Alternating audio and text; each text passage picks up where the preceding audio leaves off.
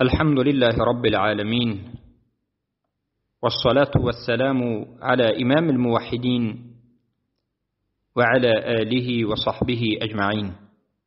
أما بعد، السلام عليكم ورحمة الله وبركاته.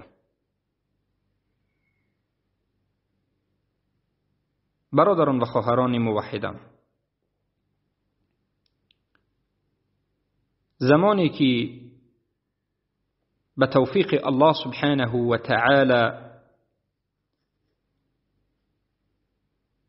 به دعوت کردن و تعلیم دادن و تدریس کردن شروع کردیم، الحمدلله که الله به ما نصرت داد و توفیق داد و یک چند سال هست که به خواهران و برادران و به مسلمان ها از دینشان خبر میدهیم و تعلیم میدهیم و همیشه سخنهایی که میکنیم از توحید است، از دین است و با استناد از قرآن و سنت است.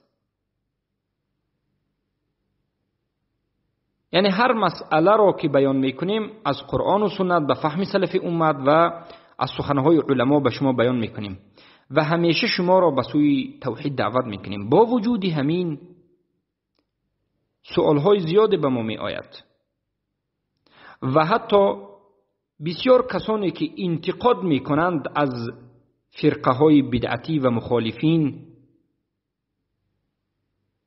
که مخالف اهل سنت و الجماعت هستند، میگویند که شما چی میخواهید و به سوی چی دعوت میکنید؟ شما از این دعوت ها و درس هایی که کرده ایستاده اید چی میخواهید و به سوی چی دعوت میکنید؟ و بعضی از اهل بدعت میگویند که چرا شما قصه نمیگویید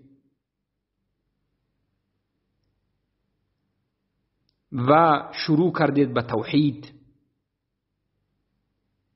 جواب ما این است که همه اهل توحید همچنین جواب میدادند و جواب پیامبران هم به اون قوم مشرکی که در زمانشون بود همچنین بود که ما دعوت میکنیم به سوی یکتاپرستی. یا قومی اعبدوا الله ما لكم من اله غیره، ای قوم من، یگانه الله را عبادت بکنید که بجز الله معبودی دیگری ندارید.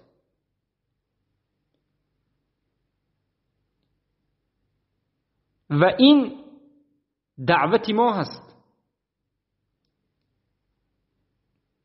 دعوت ما به سوی توحید است. دعوت ما به سوی ایمان صحیح به الله و رسول و کتابش، ملائکش و به روز آخرت و به تقدیر نیکی و بدی و باقی مانده از مسائل دین. دعوت ما به سوی فهم اسلام صحیح که تا به حال بسیاری از مسلمان ها نفهمیدند. دعوت ما به سوی ترک شرک و تحقیق توحید. دعوت ما به سوی کفر بالطاغوت و مبالات مسلمین و اعلان براءت از کفار و مشرکین. دعوت ما تطبیق حکم الله. دعوت ما ترک حکم غیر الله، شرک و کفر خواندن قانونی که بجز الله برآورده اند و ترک محکمه های غیر شرعی کفری طاغوتی. دعوت ما به سوی لا اله الا الله محمد رسول الله است. دعوت ما به سوی علم، به سوی عمل به سوی قرآن و سنت به فهم صحابگان رضی الله عنهم است. کسی که درس‌های ما را گوش می‌کند، صحبت‌های ما را گوش می‌کند، امیدوارم که یقینا می‌فهمد که منهج ما منهج اهل سنت و الجماعت با نشانداد علمای سلف این امت است. چرا که هر مسئله را از قرآن و سنت با اقوال سلف این امت و تا امروز علمای اهل سنتی که هستند سخن میکنیم و هیچ چیزی را از پیش خود نمیگوییم. پس بدانید قل هذه سبیلی ادعو الى الله على بصیرة انا ومن اتبعنی سبحان الله وما انا من المشرکین. من راه من است که دعوت به سوی الله میکنم با بصیرت، با جدا کردن حق و باطل، نه این که دعوت به سوی الله با جدا نکردن حق باطل، آمیخته کردن حق باطل، تلبیس حق باطل، فریب دادن مردم، نه، بلکه با جدا کردن حق از باطل و جدا کردن باطل از حق. بصیره انمین است. در تفسیرش علما میگن تمییز بین الحق و الباطل، جدا کردن حق و باطل. دعوت کننده باید حق و باطل را جدا بکند و به مردم جدا بکناند و بفهماند که این حق است و این باطل است. بارک الله فیکم. پس رسول الله میگویند انمین راهی من است، به سوی الله با بصیرت، با جدا کردن حق و باطل دعوت میکنم، من و کسانی که پیروی من هستند. بهترین امت همین امت محمد صلی الله علیه و سلم است که الله میگه امر به معروف و نهی از منکر میکنند، نهی از همه منکری سختترین نهی از شرک میکنند و امر بر بزرگترین معروف توحید میکنند. هر کسی که امر معروف و نهی از منکر میکند باید امر به توحید بکند و نهی از منکر، نهی از شرک بکند. کسی که توحید را به یک طرف گذاشته، شرک را به یک طرف گذاشته، اما به مستحبات اختلاف دارد و در دیگر مشاکل دارد و ده ها و 20 سال فقط قصه گویی میکند، او حالا نفهمیده است که به سوی چی دعوت میکند. اولین دعوت من و تو ای مسلمان باید به سوی توحید باشد و اولین نهی که ما مردم را میکنیم باید از شرک و طاغوت پرستی باشد. پس انمین است. ما شما را دعوت میکنیم به سوی الله، به سوی یکتا پرستی الله. ما شما را دعوت به سوی طاغوت، دعوت به سوی حاکم پرستی، دعوت برای لشکر شدن یک طاغوت، دعوت برای دنیا، دعوت برای تجارت، دعوت برای غلام شدن و دعوت برای جهالت نمی کنیم. دعوت برای شیطان پرستی و قبر پرستی و شرک پرستی و کفر و ریده و نفاق نمی کنیم. دعوت به سوی غلام شدن به یهود و نصارا نمی کنیم. ما دعوت میکنیم به سوی نور، به سوی حق، به سوی عزت، به سوی سربلندی، به سوی الله رب العزت والجلال که مختصرا همه را میگن به سوی توحید که انمین دین رسول الله بود صلی الله علیه و سلم و انمین بود عزت. پس دعوت ما به سوی عزت است ای جوان. وقتی که این دعوت را گوش میدهی و اهمیت میدهی و میسنجی، میبینی که در حقیقت این دعوت و این راهی که انتخاب کرده ما راه عزت است، راه مؤمنین است، راه شهدا و صادقین است و همون راهی گذاشته رسول الله است که رسول الله گفتند که الله سبحانه و تعالی به رسول الله گفت و ان هذا صراطی مستقیما فاتبعوه ولا تتبعوا السبل فتفرق بكم عن سبيله. الله گفت به رسول الله صلی الله علیه وسلم و رسول الله به امتشون به صحابگان تعلیم دادند. رسول الله یک خط راستی را کشیدند، به دستشون به زمین یک خط راستی را کشیدند با چوب، راست خط، و گفتند همانا که انمین راهی مستقیم است، راهی من، یعنی راهی ما راهی مستقیم است، راست هست. همه چیزهایی که در دین ما است معروف و مشهور است، آشکار است، شبهات ندارد، محکم است. و ان هذا صراط مستقیما فاتبعوه، انا من راه راست همانا که مستقیم راهی من است، پیروی به همین راه مستقیم نمایید. یعنی برای قرآن و سنت، به نشانداد قرآن و سنت با فهم سلف این امت، انا من راهی مستقیم راست است. ولا تتبع السبل، و به این راهچه‌هایی که در گرد و اطراف این راه راست است پیروی نکنید. به این راه‌هایی که اهل بدعت به شما راهچه‌ها کشیده اند، شما را دعوت میکنند، به این راهچه‌ها وارد نشوید که فتفرق بكم عن سبیله، شما را از این راه راست بیراه میکنند. پس راه ما که شما را به همان راه دعوت میکنیم راه مستقیم است، راست است، چگونه که الله و رسول امر کرده است همون راه است. الله گفت فاستقم کما امرت، ای پیامبر چگونه که من امر کردم همان گونه مستقیم باش، از گفت من بیرون نبرو. و امروز امتی اسلام باید همان گونه که الله و رسول امر کرده است بیرون نشود و دین خود را همان گونه بگیرد، و باید دین را، قرآن و سنت را به فهم سلف امت بگیرد، به همون راهی رود که صحابگان رفته بودند. الله میگوید، این امر الله است که الله میگوید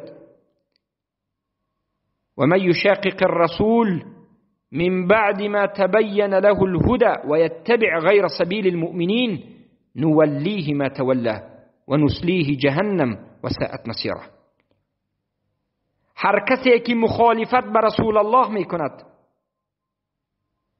بعد از اینکه حق برای او بیان شده است، بعد از اینکه قرآن در بین من و شما است، سنت رسول الله در بین من و شما است، کسی بیاید مخالفت رسول الله صلی الله علیه وسلم در عقیده، در سنت و در فقه، در کدام چیزی نباشد، کسی که مخالفت رسول الله میکند و بعد از این از راه مؤمنین بیراه می شود، راه مؤمنین را اختیار نمی کند. مؤمنینی که در این وقت ذکر شده است که هستند؟ صحابگان هستند. یعنی هر کسی که مخالفت به رسول الله می کند و از راه صحابگان بیراه می شود، سنت قرآن را به فهم صحابگان، به راه صحابگان نمی گیرد و از این راه صحابگان بیراه می شود، به دیگر راه می رود، بداند که نولیه ما تولی، به همون راه رفتش ما او را راه نشان داد میکنیم، یعنی به همین گمراهیش غوطه میزند و نسلیه جهنم، و عاقبتش جهنم میشود و ساءت مصیره، و بنهایت جای بازگشتی بد است.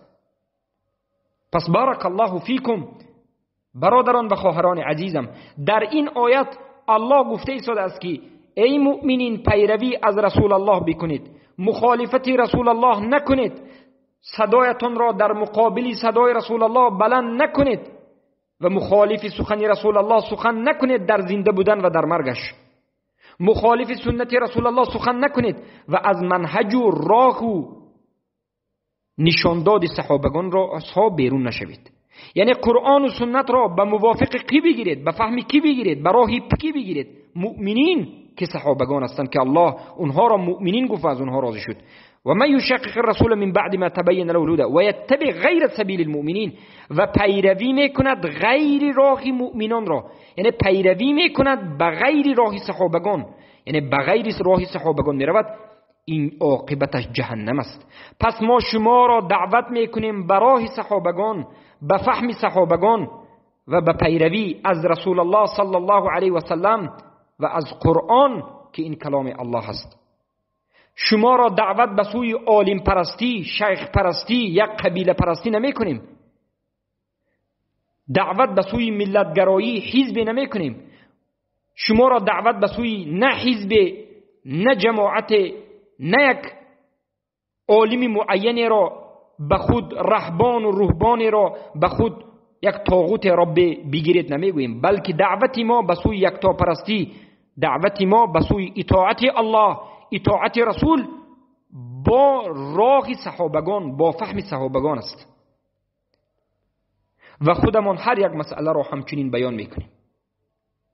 انا همین است منهج ما و انا همین است راه ما و همین است چیزی که ما به سوی آن شما را دعوت میکنیم.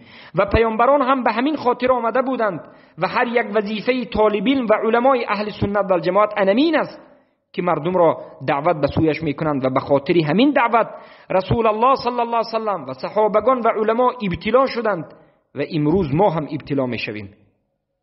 بدانید که به خاطر این دعوت از شما هیچ چیزی نمیخواهیم. ما شما را به سوی الله دعوت میکنیم، به سوی یکتاپرستی دعوت میکنیم، به سوی توحید دعوت میکنیم، به سوی کفر به طاغوت دعوت میکنیم و به عوض این از شما هیچ چیزی نمیخواهیم. الله سبحانه و تعالی خودش بیان کرد و گفت ما اسألكم علیه مالا و یا قوم لا اسألكم علیه مالا ان اجری الا علی الله. ای قوم من از شما بر عوض دعوتم که به سوی الله میکنم مال طلب نمیکنم.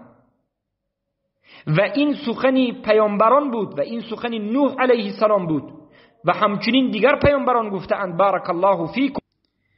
بدانید که اجر ما بر الله است.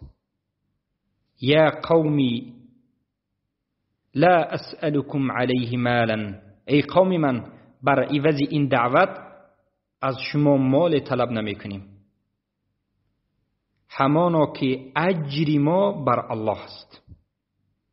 این آیت قرآن است. نوح علیه السلام به قومشون همین را گفتند، خبر دادند که این دعوت ما مقابله ندارد، عوض ندارد.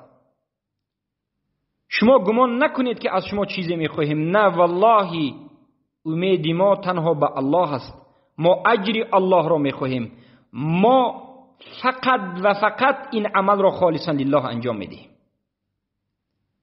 بله، همه پیامبران این سخن را میگفتند.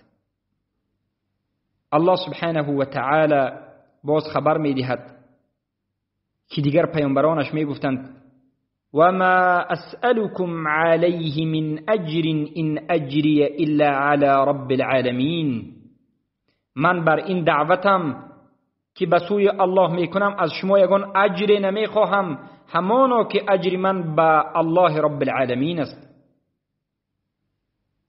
پس امروز ما هم دعوتگرانی راه توحید همین سخن را میگوییم و ندا میکنیم که هیچ اجر و عوضی را از کسی نمیخواهیم، فقط میخواهیم که به سوی یکتاپرستی، به سوی توحید بیایید و همه موحد باشید و از اهل جنت و از اهل خوشبختان باشید، خوشبخت شدگان باشید.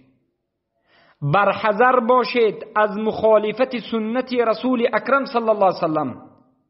پرهیز کنید از مخالفت کردن به رسول الله، پرهیز کنید از بازی کردن به دین الله، پرهیز کنید از دست زدن به بدعت و طاغوت پرستی. و این سخن من بسیارتر تعلق دارد به طالب علمان و علما. ای علما و طالب علمان، حق گو باشید و اون عهدی که به الله داده اید که این بیان کردن حق است باید بیان بکنید. لتبیننه للناس ولا تکتمونه. حتما باید حق را بیان بکنید و پنهان نکنید. ای علما که دعوای علم دارید و ای طالب علمان، دیده و دانسته مقابل سنت رسول الله سخن نکنید که در روز قیامت به الله جواب خواهید داد. الله میگوید فلیحذر الذین یخالفون عن امره ان تصیبهم فتنه ان یصیبهم عذاب علیم. پرهیز بکنید، برحذر باشید از مخالفت کردن امر رسول اکرم صلی الله علیه و سلم که به سبب همین که شما مخالفت به سنت رسول الله، به امر رسول الله میکنید، به فتنه در این دنیا گرفتار میشوید و در روز قیامت به عذابی علیم و دردناک گرفتار میشوید.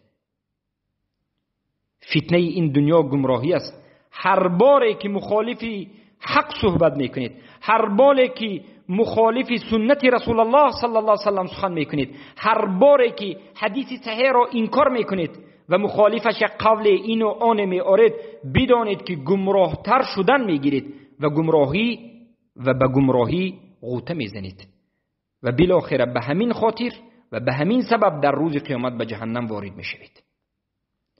آیا میدانید که صحابگان به خاطر یک امر رسول الله را مخالفت کردن در جنگ احد شکست خوردند؟ رسول الله گفتند که ای 50 نفر صحابگان در همین جبل الرمی بیستید، اگر دیدید که حتی پرنده ها آمدند و ما را بخوردند و یا ما را گرفتند و پرواز کردند، شما از جای خود حرکت نکنید. اما اونها به این فرمان رسول الله صلی الله علیه و سلم کمی بی‌اعتنایی کردند و از جایشان حرکت کردند و به پایان فرا آمدند که به همین سبب شکست خوردند. پس باید چنگ زنندگان به سخن رسول الله صلی الله علیه و سلم باشیم، چنگ زننده به قرآن و سنت و به فهم سلف این امت باشیم. یگانه راهی نجات ما همین است. پیامبر هم همین را به ما گذاشتند. گفتند من به شما 2 چیز را گذاشتم، قرآن و سنت. در حدیث دیگر گفتند که ای مسلمان ها، من یعش منکم فسیرا اختلافا کثیرا، هر کسی که از شما زندگی میکند در قرب آخر الزمان اختلاف زیادی را میبیند. پس در این اختلاف چی باید بکنیم ای رسول الله؟ رسول الله صلی الله علیه و سلم به این جواب صحابگان گفتند فعلیکم بسنتی، به شما واجب است که چنگ به سنت من زنید و سنت خلفای من از صحابگان بزنید و ایاکم والمحدثات الامور، به شما من میکنم و برای شما حرام است که به چیزهای نوپیدا شده چنگ بزنید، یعنی از بدعت خود را دور بگیرید. پس راهی که ما دعوت میکنیم ان همین نشانداد رسول الله صلی الله علیه و سلم است و هر یک ردی که میزنیم و هر یک جوابی که به کسی میدهیم، نه به خاطر شهرت، نه به خاطر عوض، نه به خاطر دفاعی یگان گروه جماعت حزب، بلکه به خاطر دفاع دین، به خاطر زنده کردن کلمه الله و به خاطر حزب الله که این موحدین از سخن میکنیم تا که دین باقی بماند و تا که حق آشکار بشود. این وظیفه ما است. احمد ابن حنبل رحمه الله میگویند رد زدن به اهل بدعت این واجب است، یکی از واجبهای علما و طالبین همین است. و امام احمد ابن حنبل و دیگر از سلف میگفتند که بهترین عمل برای یک فرد مسلمان و عالم طالب علم این رد زدن به یک اهل بدعت است و بیان کردن حق است و جواب دادن او است و این بهترین و افضلترین جهاد در راه الله است تا که دین و حقیقت باقی بماند. پس این همه عملهای ما است و به سوی انمین حق شما را دعوت میکنیم، نه به سوی چیزی دیگری. اما هر کسی که قبول کرد، آمد و حجت را دید و فهمید، خوشا به حالش، و اما کسی که نپذیرفت و به ما خصومت کرد و به ما دشمنی کرد و این دعوت را غلط فهمید و به خصوصیت برد، باید بداند که ما میگوییم که ای قوم من، ما شما را به سوی نجات دعوت میکنیم اما شما ما را به سوی آتش دعوت میکنید. ما شما را به سوی توحید دعوت میکنیم، شما ما را به سوی شرک دعوت میکنید.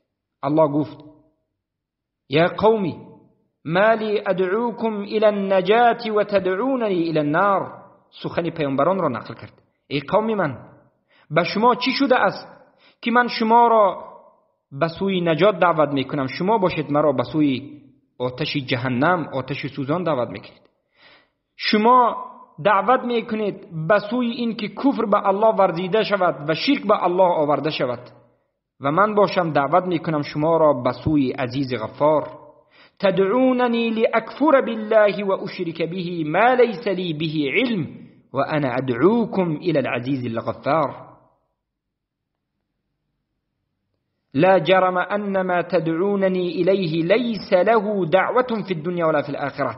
یعنی بسوی آن چی که شما مرا دعوت میکنید، بسوی این شرک و کفر و خرافاتی که دارید، اینها نه فایده دارند در این دنیا و نه در آخرت و نه ضرری در این دنیا و در آخرت رسانده میتواند.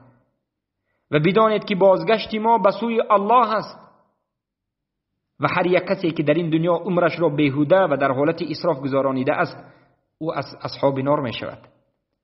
بدانید ای قوم من فستذکرون ما اقول لكم و افوض امری الى الله ان الله بصیر بالعباد. زود است که هر آن چیزی که من به شما میگویم به یادتان می آید. زود است که این گفته های مرا به یادتان می آرید که این در روز قیامت است و من خودم را و امرم را و دعوتم را به سوی الله می سپارم، همانا که الله بیننده است به بندگانش. پس با همین این سخنم را به پایان می رسانم و همه اون کسایی که مخالفت به این دعوت دارند، به این دعوت مبارکه، دعوتی که دعوت به سوی توحید است، به اونها میگویم که ما قال الله و قال الرسول و قال الصحابه میگوییم. الله گفت، محمد صلی الله علیه وسلم گفتند و صحابگان میگویند و گفتند. شما بر عوض این سخنها چی میگویید؟ خود شما فکر بکنید. وقتی که ما سخن یک عالمی را به سخن الله و رسول میگردانیم، وقتی که ما سخن یک عالمی را به سخن صحابگان تابعین میگردانیم، شما غضب نکنید، شما گمان نکنید که این بی‌ادبی است. این بی‌ادبی نیست. بی‌ادبی این انکار سخن الله و رسول است. بی‌ادبترین از همه احمقترین انسان کسی هست که سخن الله و رسول و سخن صحابگان را به یک طرف میماند و به سخن انسانها اهمیت میدهد. اما با آدابترین کس همون کسی هست که سخن الله و رسول و صحابگان را میگیرد و دین را از الله و رسول به فهم صحابگان میگیرد. دین را تحریف نمی کند، دین را بازی نمی کند و دین را به خاطر طاغوت تغییر نمی دهد و دین را سبحان الله همچون یک دین طاغوتی قرار نمی دهد، بلکه دین را خالصاً همه اش را به الله انجام می دهد. انا همین از سخن ما. روز به نزد عبدالله ابن عباس رضی الله عنهما آمدند و گفتند که ای عبدالله ابن عباس تو این چنین فتوا می دهی، اما ابوبکر و عمر باشد مخالف فتوای تو فتوا می دهند. یعنی ای ابن عباس تو مخالف ابوبکر و عمر سخن کرده ایستاده ای؟ عبدالله ابن عباس میگن که از الله بترسید. من میترسم که به بالای شما از آسمان سنگ نازل می شود، زیرا که من به شما قال الرسول میگویم، شما باشید به من قال ابوبکر و عمر میگوید.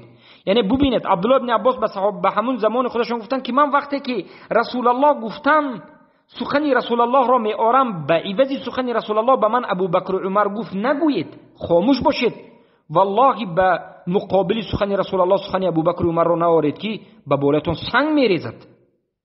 اما امروز ما وقتی که سخن رسول الله را از امام بخاری، امام مسلم میاریم، یک کسی میگه کدام مولوی گفت، کدام ایشانه گفت، کدام اینه گفت، آنه گفت. والله به شما میترسم که به بالاتون سنگ میریزد. توبه بکنید و به سوی قرآن و سنت به فهم سلف امت بازگردید. نجات شما همین است. شما دیگر عذر ندارید، به شما رسید است و در نزد الله هم در روز قیامت نمیتوانید بگویید که من نفهمیدم، چرا که فهمیدید، چرا که فهمیدید و همه شاهد است که شما فهمیدید. پس با همین سخن را